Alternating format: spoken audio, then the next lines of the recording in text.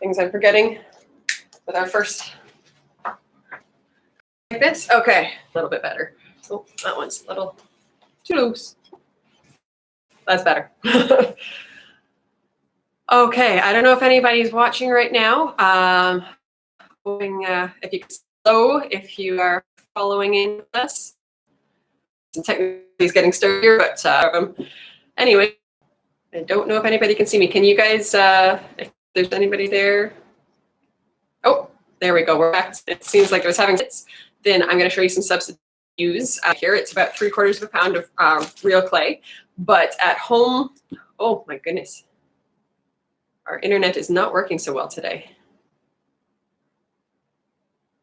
Clay, salt dough, anything that's comparable to clay, really. You can follow along at home with whatever you happen to have that would be a good substitute.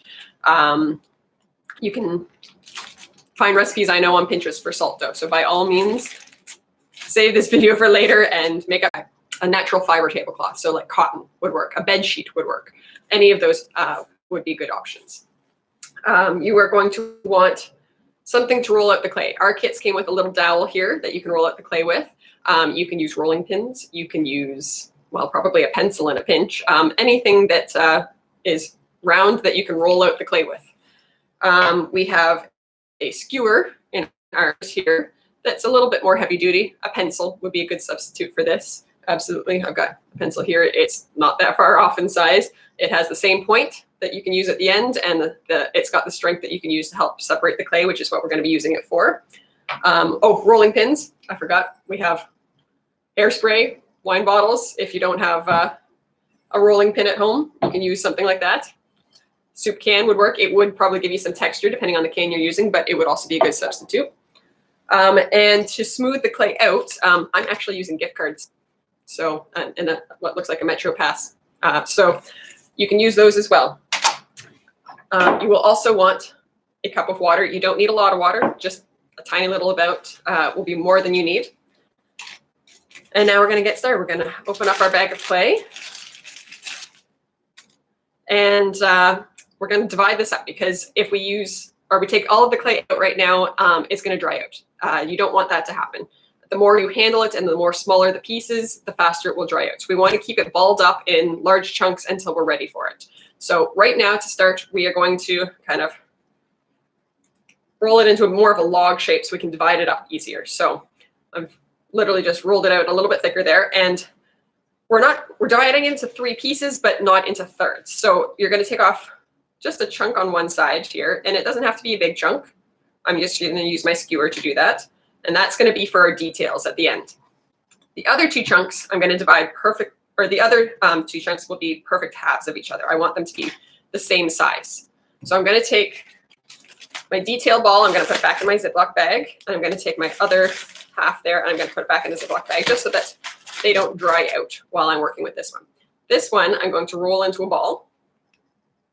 And if I'm going too fast, by all means, let me know, guys. Okay, so I'm going to roll it into a ball. It does not have to be a pretty ball. And I'm going to make this into what's called a pinch pot. I'm sure many of you probably don't know what a pinch pot is, but basically it is a pot you pinch to make it into a pot. So you're going to take your ball of clay, you're going to stick your thumb most of the way through, but not all the way through. So you can see my thumb is about that deep into it there. So you can see it's gone most of the way through, but it definitely hasn't gone all the way through. Get a little bit closer there so you can see what I'm talking about. So going down into the ball of clay there, and now I'm going to start to pinch the clay while I'm going around so that I'm making it all the same thickness, and making it thinner at the bottom there, and I'm going around the piece to make it thinner. So you can kind of see what I'm doing here, and I'm just working my way up as I go.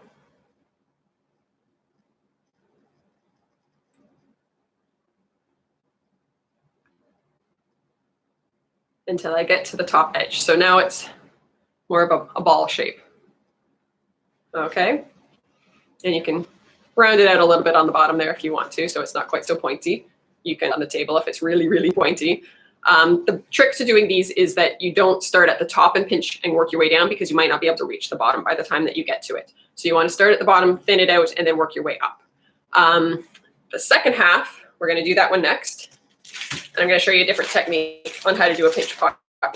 So we're still going to roll it all. I like to kind of smack it a little bit if it gets a little weird in shape. Okay.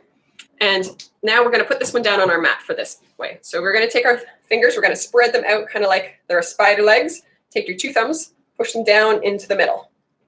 And you're going to get, and now it's more of a round hole instead of two weird shapes from your finger. And from here, you're going to put your thumb down into the bottom of the hole, and you're going to kind of pull the clay up your finger. So it's just going up like that. You're pushing it up the side of your thumb.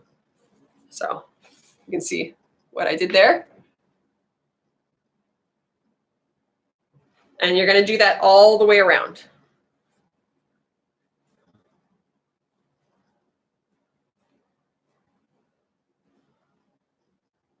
Okay, and you're going to get a pinch pot that looks closer to that. It's going to be very boxy compared to the other one. But we can, if you can reach the bottom at this one, you can go back in and pinch it because that bottom edge is going to be a little bit thicker on this style. And that's okay. So you can do that. You can also roll it around and get rid of that corner doing it that way. You can kind of pat it. You can take a spatula from home. You don't want the ones that has the holes in it, but you can take like a flat spatula and you can actually smack it and get rid of the edges on that as well. So we're going to do that. Oh. And now we want our pieces together to make a hollow shape for the body of our owl. So if you're using real clay, you can take paper towel and literally stuff it with crunched up paper towel because it will burn away in the kiln. So we don't have to worry about that. If you have one of our kits, for example. But if you're doing Play-Doh, I don't know whether you want to do that or not. You're going to have to clean out the paper from the Play-Doh using the Play-Doh again. If you're doing something like air dry clay or salt dough, then you probably don't need to worry about it because it's going to be in there forever. You're never going to know it's there. It's just giving stability to your piece. And actually, let me just grab some paper towel here so that I can show you what I'm talking about. Something I forgot. I've got a paper towel dispenser here right behind me, actually. And you're just going to take your paper towel, crunch it up, and fill it in. And when you're filling it up, you're going to literally do each side so it's just kind of like overflowing so that when you put the two pieces together, it's pushing itself apart and it actually has no hollow space in it. Because right now, if I just do it like this, my other half is completely hollow. Or it will have a space in the middle supporting itself. So I don't really need it. So I'm just going to put a little bit in there just to help make sure it doesn't collapse while I'm working. And we're going to put our two halves together, and now we want to blend them. So you're going to take one side and you're going to just smooth it down. Just like that. Okay, and you can blend it in with your finger, make it prettier. Completely forgot to get a spatula for this. For me. Thank you. Tammy's helping me out here today. So we're just going around, we're continuing to smooth. And you can go the other direction too if there's more clay there that's easier to spread around. You just want to make sure that it's completely closed in. You don't have any paper towel if you've used it sticking out.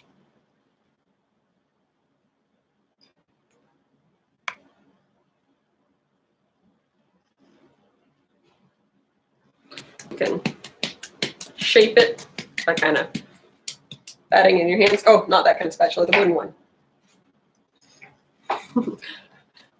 This one isn't going to be very helpful for us patting it, but you want the flat ones like you would be using for flipping a pancake that don't have the holes in it. That's what you're wanting. You can actually roll this on the table a little bit too. That will also help round it out, smooth out some of the things that you've got on there.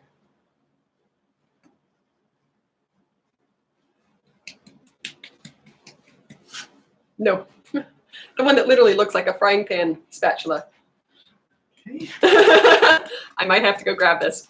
It's okay.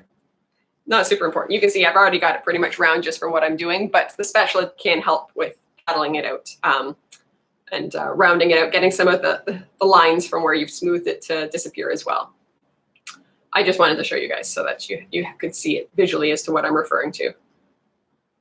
So anyways, we'll move on because I don't think I'm needing it at this point. And then we're going to start to kind of squish it down a little bit on one end because we need to give Hedwig a tail. So we're just going to squish it out just a little bit. You don't want to be tearing the clay off as you do this. So you're just gently squishing the clay down into a point. So it's more like that. So you can see, oh, actually my sample here has a chip on him, but you can see he has a bit of a point to him too. Okay. So we're just smoothing that out, giving him that little tail. Did we find it? No. No. It's okay. Don't worry about it. I will maybe see if I can grab one here at the end of the video, but we're past the point of needing it right now. So now we're going to give him a flat bottom by just kind of tapping him down there.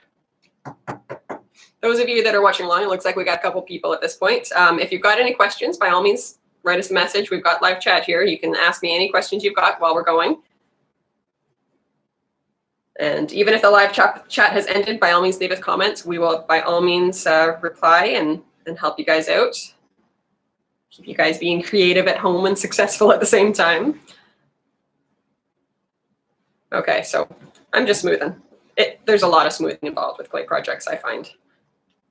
So we've got our base shape here. Now I'm going to pull out our other details. So our other clay there. I'm going to actually stick our main body in the bag because while we're working, we don't want him to dry out either. I'm just going to stick him in there. Okay, so now we need to pull out a little bit for the glasses. So we'll just ball that up a little bit for the glasses. I need, and I don't know if you guys can see it in my video here because my lights are really bright. Maybe I'll turn off one of the lights here just so it's easier to see. So a little bit. So we have the wing there that we want to do and the triangle for the beak. And we're going to put a little bit aside for the glasses. So my lights actually may be too much for us at this point. Now that I'm looking at things, we're going to turn off a few of them. Okay. That might actually work a bit better. So now you can see my owl much better.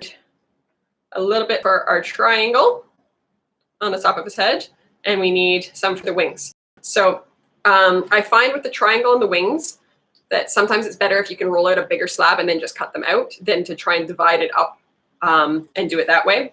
So I'm going to probably do it in 2 amounts, and I'm going to put these ones back in the bag. So we're going to start with our wings, with getting the definition. You can just draw them on with the skewer too. You don't have to actually put an actual wing on there. You can literally just draw it on if needed. So we're just going to roll out our clay. And if you find that it's not going on evenly, you'll notice I'm flipping it back and forth here. So I roll it one direction, and then on my mat, I put it down flat the other direction, and I roll it again. Okay. And this helps make sure that everything turns out even. And I've got a pretty thin mat there. You can see it's really thin. Okay. And I'm going to use my skewer, and I'm going to cut out a wing. Based on the size of my body, I'm going to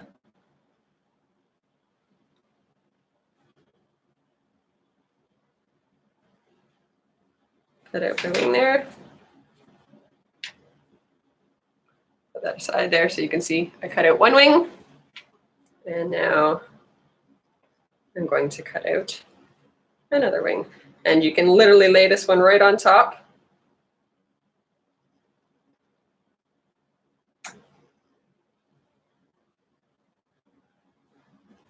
So that when you cut it out, you have 2 wings. Just be careful that you don't press down too hard and they stick together.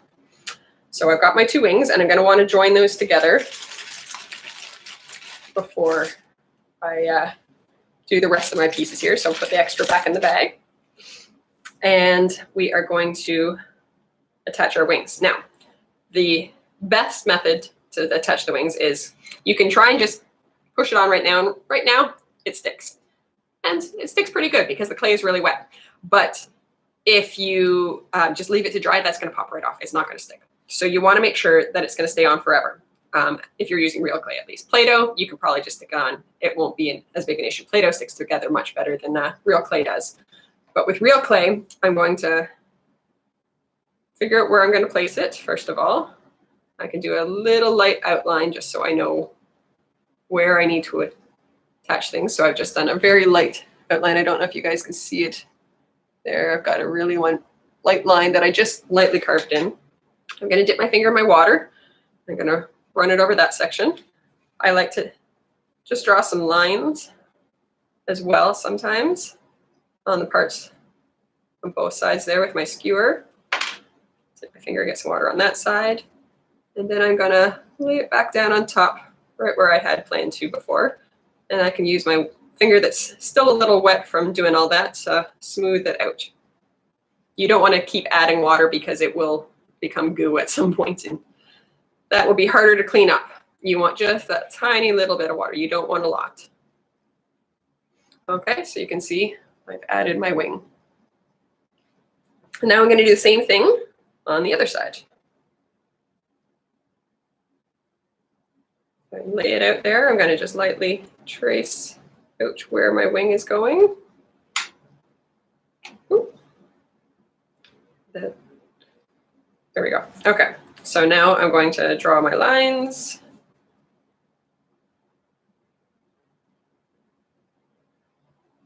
I'm going to dip my finger in my water, rub it on the pieces.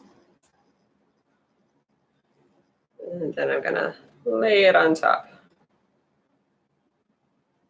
Press it down, and then smooth out the edges with my finger that's still damp.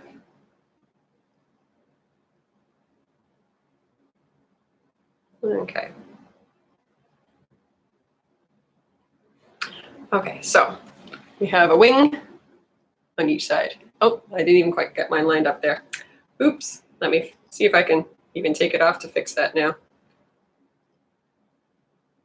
You know, I'm just going to press it down a little bit there. I can fix that. So if you end up with lopsided wings like mine, I literally just kind of pushed it down to make the point at a lower spot, and it still looks perfectly fine. And now it looks a bit more lined up. So I'm going to put my guy off to the side here. We're going to get some more clay. And to be honest, I'm going to just use the rest of my clay here. So at this point, he can start firming up a little bit. Now that I've got the worst of him done, I'm going to take the rest of my clay. I'm going to press it down. And if you do have a lump of clay, I did mention this earlier, this can be some of the best fun that you have. You can literally have kids smack it down and flatten it out like that before you start doing the rolling pin part.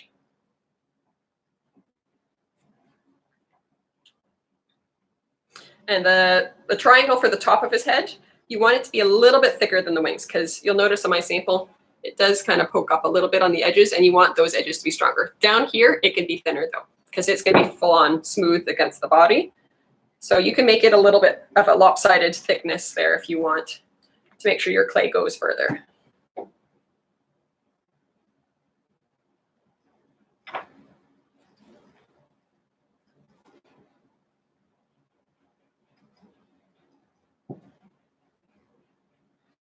And I'm gonna actually trim a little bit off there because I'm getting it bigger than I need. Just ball that up, and actually that I am gonna stick back in the bag though, so it doesn't get too dry for my glasses. I'm gonna thin it out a little bit more down below here for the nose part. Okay, so I've got a nice big sheet of clay, and I just need to cut it to be a triangle. So you're gonna have to base it on the size of your piece. So if you look at my sample here, his nose starts about halfway down his body, and his horns are, well, past the top of his body. So if I'm going to measure on mine here, I'm gonna want it to be probably, well, that's probably about 2 inches.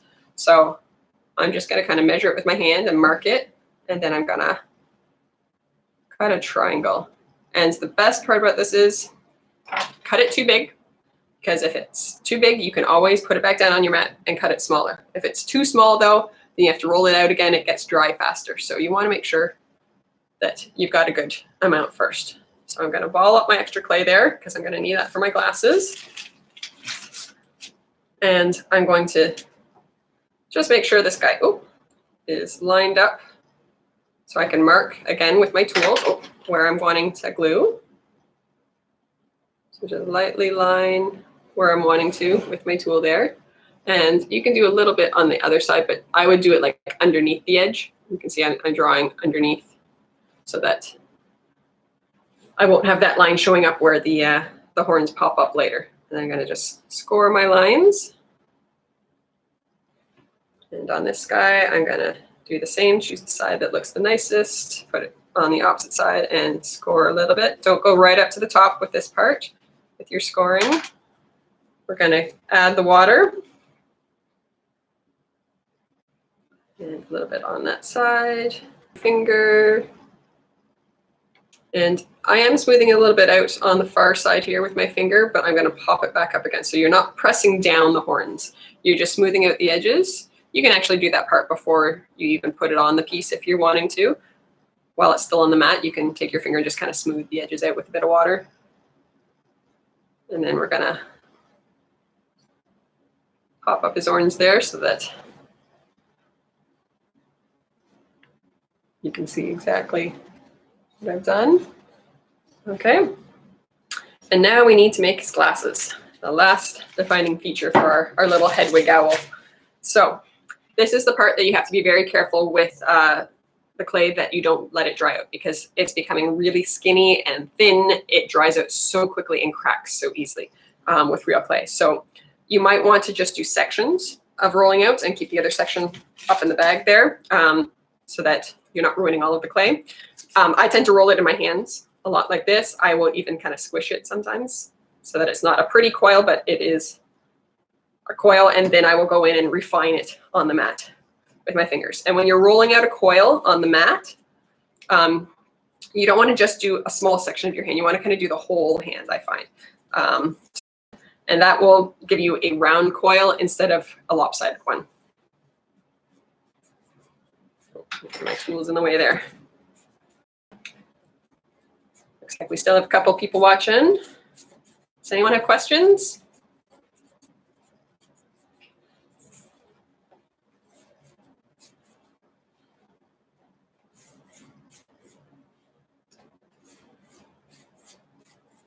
So you can see I'm getting a nice long coil there. And now we want to make the glasses. So before we even put it on the owl, you're going to want to round it out and make your circles. And you can keep it all one piece if it's easier for you. It might be to make it like that, and then we just trim it. And then you can flip it so that it doesn't have the lines. Oh, see, I'm falling apart because I haven't actually glued it together. You still need to use the water to glue here. So here, I'm going to glue mine together here so I can show you properly. So I'm going to trim off my extra clay. Put that back in the bag. I don't know if I'm going to be able to use that part again because it's already starting to dry. And I'm going to pick up my ends, just add a bit of water, squish it back down. You can blend it with this part. If they are starting to crack, just take your finger with just a little bit of water and just kind of rub over them. If it is starting to have problems, hopefully you've kept it kind of moist. I do find the best trick when you're working with real clay is to work quickly. If you work too slowly, the clay dries out and it causes you more problems. If you have one of our kits and you've played with it a little bit too much prior to getting started here and it's just not behaving, by all means, pause the video at this, or well, not pause it, it's live, but come back to the video later and just wrap your clay up with a wet towel in a sealed plastic bag for a few days and it will come back to a usable consistency. You can come back, watch the video again here, and hopefully your clay will be drier. Or not drier, wetter, and able to handle what we're wanting to do here. So now I want to add my glasses on there in the middle of the glasses instead of at the top. it's just having another piece of clay. So let me change my style of glasses here to show you, because I want to make sure you guys know exactly how to do it the way you want. So just cutting them so they're now the rings again. And I took out my middle section.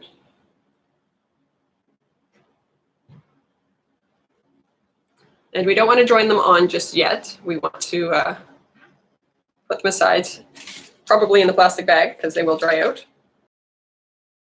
And I'm going to need to roll out another little small section for the bridge.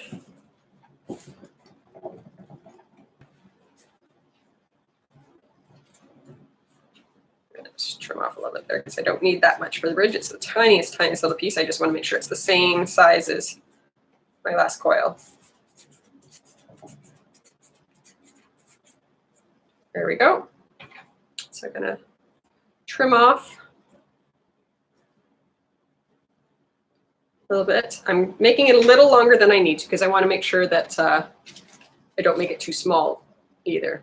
Oh, I've got some cracks forming there already on my glasses, so just a little bit of water, smooth it out. Pull the other one out there. Make sure it's got all its cracks filled in.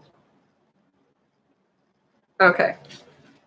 So now, put your glasses approximately where you want them to be. I find making sure that the point where you joined your rings together is right where the bridge is going to fall will help make sure that you don't have it looking strange and a little off center in places. I'm going to just mark where I need to trim it there. Oh, see it went further than I wanted to. Okay, so now I'm going to take my glasses off and I'm going to join it together so that it is exactly how I want it to be. So a little bit of water, press it down, lift it up, a little bit of water, press it down. And now I have my glasses. And now, it's really hard to score these ones, I find, but just make sure you've got a good amount of water to help it stick. So you're going to wet the piece, line it up where you want, then press it on. Okay. And you know what? I'm realizing my wings are a little too far forward. I didn't think about that one when I made my glasses the size that I did. So you can by all means kind of lift it up. I'm going to just cut my wing a little bit smaller. See, even I make mistakes, but it's all about knowing how to fix them. I find that's the biggest trick to being an artist, is not that you don't make the mistakes, it's that you've done them so many times, you know how to fix them if you do make them. So it's just cutting off your extra clay there. And it's been a little caught into my horn, but that's okay. And smooth it out again with my finger. Get my glasses back in place. Actually, I might get a little bit more water underneath there just to make sure that they stick well still. And really press it in. And clean up what I made a mess with here. Put my horn back where it belongs. Okay, and then I'm gonna do my other side as well.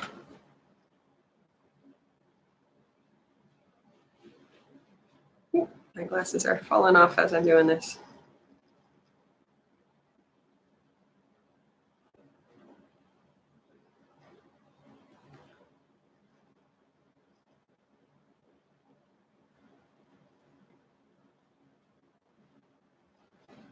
Okay, so smooth it out. Get some more water on my glasses. And put it back in place.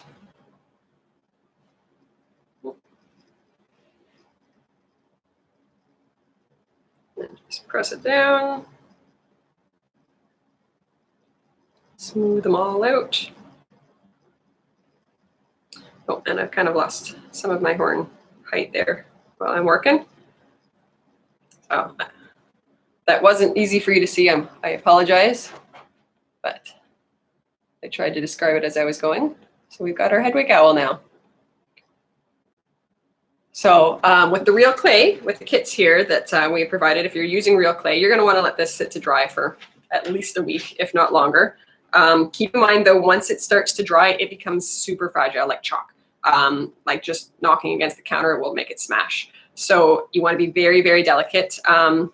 My best suggestion is just put it up on a high counter or a high shelf or something like that where you won't be able to touch it. And then when you do have the ability to bring it back to us or get it fired, you're going to very gently pick it up. If you have shredded paper, it is great for just putting it in like a little shoebox full of shredded paper for transporting it. If you have anything else that you can just kind of very gently, a loose towel in a shoebox would probably work too. You just want to make sure that you really protect those horns. The rest of him is probably going to survive most of the trip, but the horns, you want to make sure that they don't get knocked and broken in transit.